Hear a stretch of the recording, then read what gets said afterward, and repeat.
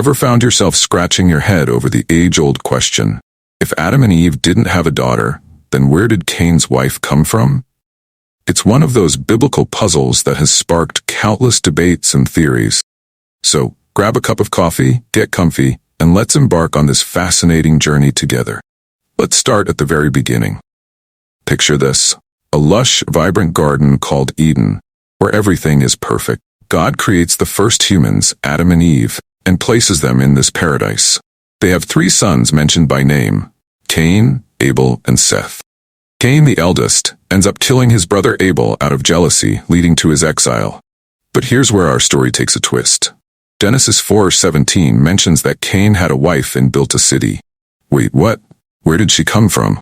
The simplest explanation, and one that many biblical scholars agree on, is that Adam and Eve had many more children than those explicitly named in the Bible.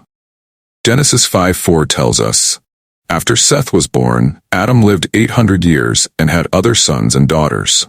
Given the long lifespans recorded in Genesis, it's entirely possible that Adam and Eve had numerous children over the centuries, including daughters who aren't named in the text. One widely accepted theory is that Cain's wife was one of his sisters. This might sound a bit strange by today's standards, but in the context of early human history, makes sense. The gene pool would have been extremely limited, and intermarriage among siblings would have been necessary to propagate the human race. At that time, genetic mutations from close intermarriage would have been minimal, unlike today. Another intriguing theory suggests that Cain's wife could have been a niece or even a grandniece.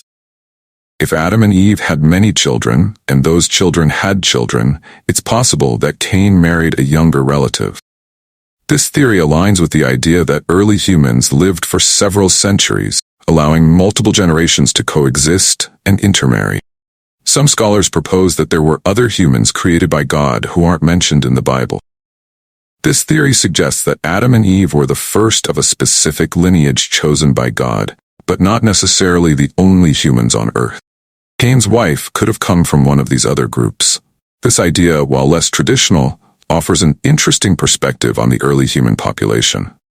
The Bible, especially the early chapters of Genesis, often leaves out details that modern readers crave. It's important to remember that the Bible wasn't written as a comprehensive history book. Instead, it focuses on key events and theological messages. The gaps in the narrative, like the identity of Cain's wife, invite us to explore, question, and seek deeper understanding. Ancient texts and traditions outside the canonical Bible also offer insight. For instance, the Book of Jubilees, an ancient Jewish text, suggests that Cain's wife was his sister Awan. While not part of the official biblical canon, such texts provide a glimpse into how early Jewish communities understood these stories.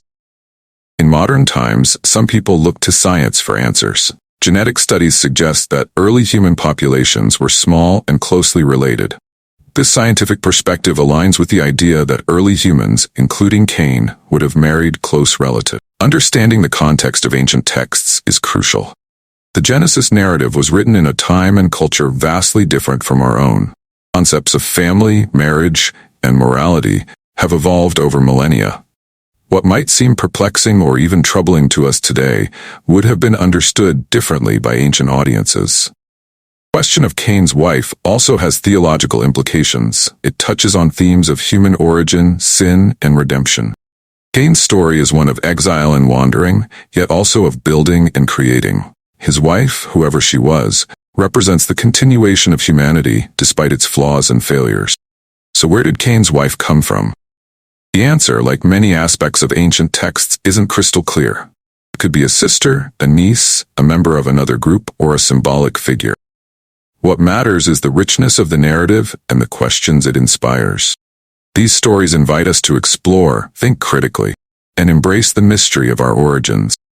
In the end, the story of Cain and his wife is a reminder of the complexities and wonders of human history. It's a tale that has captivated minds for centuries and will continue to do so. So, next time you find yourself pondering this ancient mystery, remember that the journey of exploration is just as important as the destination. Thanks for joining me on this deep dive into one of the Bible's most intriguing questions. Keep questioning, keep exploring, and keep the wonder alive. Until next time, Stay curious.